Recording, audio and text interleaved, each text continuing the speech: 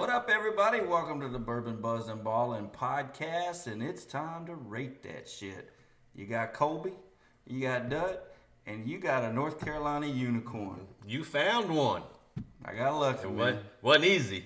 Wasn't easy. Took a little bit of time. Took a little bit of camping out. A little bit of effort. Waiting in line. A little rain. Little brand new ABC store. Little pink eye. Yeah, I had to. The things you will do. Could you imagine being in the line next to me and my eyes like weeping Seeping while I'm talking to people, and they're like, You'd be like, you was trying to get to the front of the line, weren't you? I should have used it to my advantage, but I didn't. Nice guys always finish last.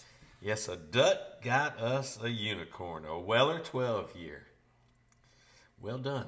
Well done. I mean, it could have been better. There were some better choices, but by the time number 89 got to the front of the line, this was what I wanted most of all of them. Right. So I was pleased. Well, I mean, Buffalo Trace is probably our favorite distillery from top to bottom. We pretty much love all their products, and so you can't go wrong with Yeah, could have went Heaven Hill with the Elijah Craig 18, which probably would have been good also, but yeah, choosing between the two of them, I never fall on the side of Elijah Craig for some reason. I guess I need to get more back into Elijah Craig, give them another shot. But yeah, Wellers have always been the one that I was anxious to put in my collection. Right. No, I'm looking forward to that. I've had just their regular green label, but I've never had their 12 year, so I'm looking forward to it. All right, well, you want to give our rating system? Yeah, sure enough. So on Bourbon Buzz and Ballin', if you've been watching us, you've heard our rating system, listening to us. We rate things, the bourbon we drink 1 through 4. 1 being not so good, we call that a brown bag. We don't give ones out very often, but we have given them out before. 2, it's a mixer. It's getting better, but it's probably more like a stock bourbon for us. 3, we call that on the rocks. Probably for us it would be a higher proof that we like to dilute it down a little bit. And last but not least, the tried and true, what we would like for all bourbons to be rated, a 4, we call that one neat. Yeah. We like to drink ours in the Glencairn. Yeah, you really get the aromas. You can get those tasting notes and everything, and the smells. So that's the best way, especially when you're sampling a bourbon for the first time, to really get all those different smells and flavors and everything is in a Glencairn. I drink everything pretty much in a Glencairn. You do, just because our selections are usually pretty good. So, that's why I recommend for anybody just getting started. Except when we're doing the show and we got our our names on our glasses. Yeah, and we like to show our names a little bit, but so tell us about it. All right, so like I said, this is the Weller 12 year by the Buffalo Trace Distilling Company. Of course, it originally was the Schnitzel Weller. Right. But Buffalo Trace owns them now, and Buffalo Trace puts this product out. It is retails for $50. You did good getting it for $50. I know. Because if you can find it somewhere else, you're gonna pay anywhere from about $145 to $200. Yeah, I've seen this one as high as $225. Yep. So yeah, you did good by getting that for $50. That's the one good thing about living in North Carolina. The bad thing is you can't never find it. Yeah, this is clearly just an allocated bottle that you just happen to have to be lucky or wait in line to get. I did find that interesting. When we went to Schnitzel Weller in Louisville, they didn't have Weller. Right. I didn't quite understand that the day we were there because I thought I was going to score some Weller. Right. So obviously I'm new to this bourbon journey, but I learned quickly that labels have sold and moved. Right. Yeah, I mean, because there's really only a few big, distillers that kind of own everything. That's right. So, the mash bill on this uses the Buffalo Trace wheat mash bill, which nobody knows the exact percentages.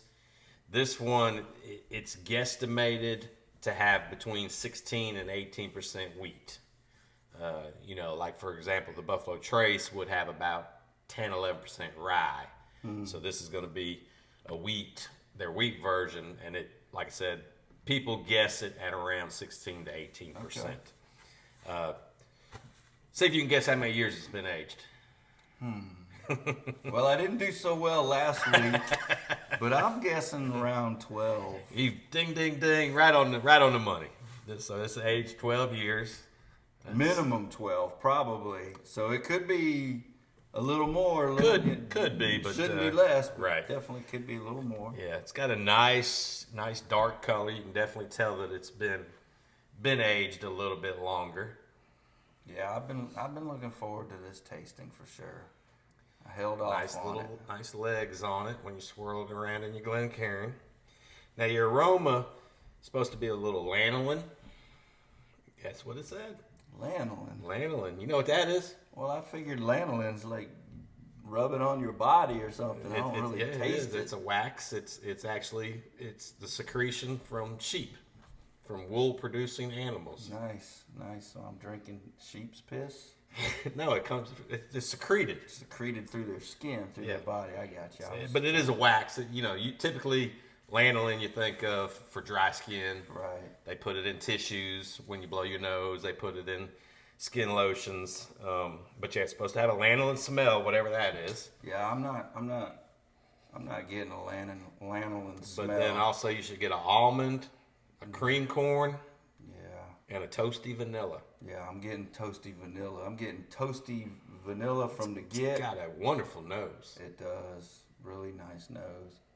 Toasty. You know, it does kind of have that little sweet up front. I wonder if that's the lanolin that they're discussing. I don't know, but I get toasty vanilla, almondy. It's good. Yeah. It's got a really pleasant nose. I'm waiting on tasting it. Yeah, I was just comparing the color to the makers that I was drinking during the show. Very similar. Now the taste is supposed to be a heavy wheat. You're supposed to get a heavy wheat up front and then a little oaky on the back. Very weedy, very syrupy sweet. I get very syrupy sweet, weedy up front. Yep, definitely. And then it finishes off oaky. Yep. Finishes off like a real pleasant dry, tannic is the term, I guess, for the dryness.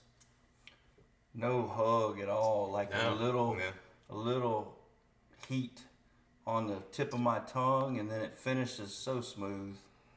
It's a good smooth bourbon, definitely.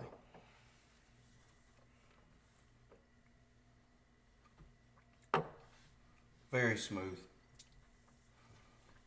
Not very viscous. Like it doesn't coat my mouth at all. Like some of the bourbons, the higher end. For this to be a wheat, it almost finishes like a rye. It really does have a peppery finish to it. It's got a lingering heatness to it, as it finishes off for me. It's very, very nice. I like it.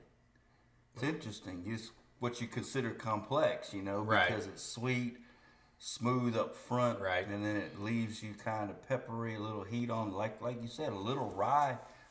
A little spice on the backside. Yeah, it's a 4 for me. I'm straight to a 4. I enjoyed it from the minute I smelled it, right, to the minute I finished it, and now even clearly after. Yeah, I mean it's smooth. It's a very smooth. You can tell it's a Buffalo Trace, because it's got kind of that Blanton's feel to it, because they don't like hit you with all these different flavors. It's just kind of, this is what you get when on the front of your palate. This is what you get going down the back of your throat, and it's just smooth from start to finish. Buffalo Trace is that same way.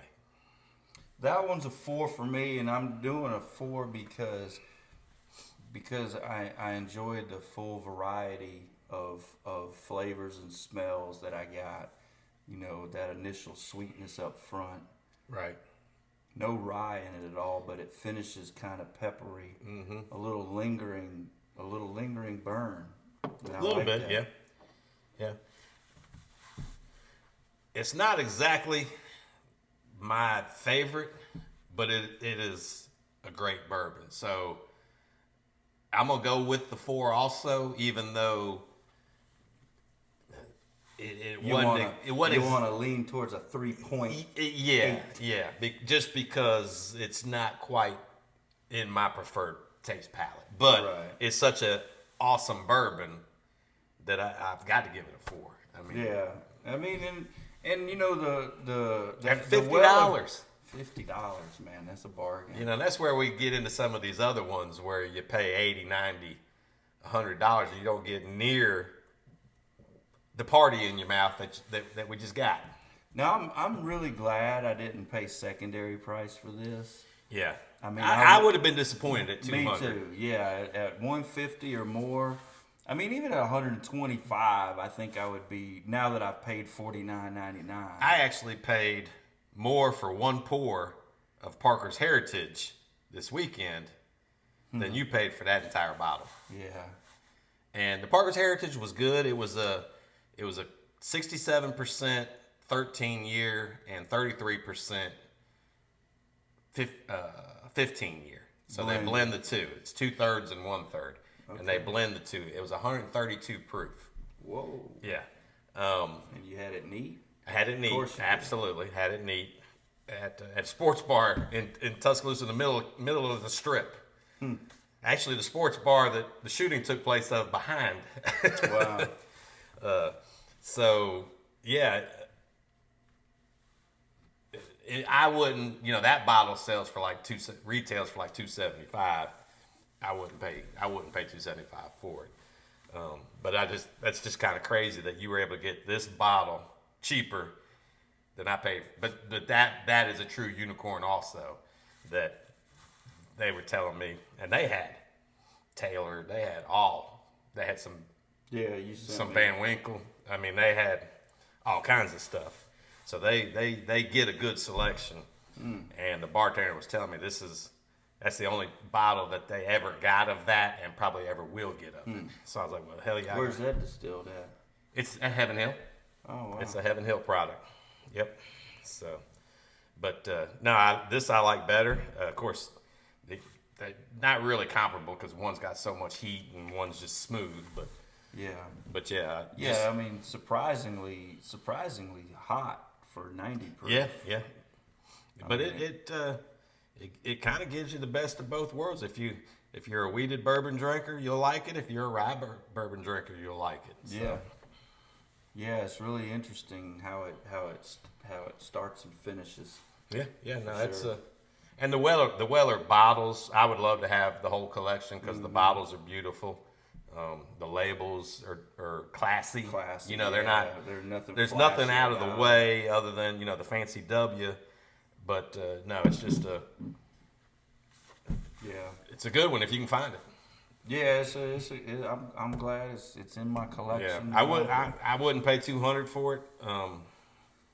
Now I have seen where you can get like the set, but they want like $300-$400 for the whole set. Well, I think the cheapest I've seen the set is like 600 or 600, something. yeah. Yeah, but that's secondary pricing, and that's the full proof. You'll spend $100 on the full proof. Mm-hmm. Another $150 to $200 on this, and then $400 on the what's the OPYB or Yeah, OYPB, yeah, the white label. right. Yeah, so Great, good well, stuff. I'm glad it held up. We got us a neat, and I did go back in the records and changed the Bottle and Bond Paragon to a neat. Yeah. After we did that tasting last week, so Yeah, we talked a lot about the Bottled and Bond Paragon in line. did you? Yeah, because you can't get it in the ABC. Well, I guess you could. Yeah, because no, I looked when I told you I went to the Maiden one yesterday. And they had it. They had the 92 Right. and they had the Yeah, I've never seen the Bottled and They Bond. did not have the anywhere, Bottled but- and Bond. Yeah, next time we're up there in Statesville, I'm probably gonna need to get 2 or 3 bottles. Yeah. And just keep them on hand. All right, well, good stuff. Yeah, no, I'm glad you were able to get us something good to try. Good deal. Yeah, good name anyway to start with. Yeah. It held up. Sweet. And I imagine that was probably the one and only taste I'm going to get out of that bottle. That's not true. Because I'm sure it's going back home The with him. only two who probably drink that one is he and I. So But nah, that was good stuff. So go out, if you find one, get you a bottle of the Weller 12. We gave it our highest rating, a neat. So there you have it. yeah, All right, well, that wraps up this episode of Rate That Shit. that's it, man. I don't know what we're going to do next week. We'll We'll figure it figure out. something out. And got the Final Four coming up. Yeah. Actually, we're not taping until Tuesday next week, so, Yeah, so we'll know who championship we'll know who the game. national champion is. And I'll be at the Masters. Yeah, I'll be at the Masters on Monday, so I'll have that to talk yeah. about. You can give us some dirt on the Masters, and we'll have the Final Four to talk about. And first week of baseball season will be in the books, and There you go. so yeah, good deal. All right, well, see y'all. Cheers. Cheers.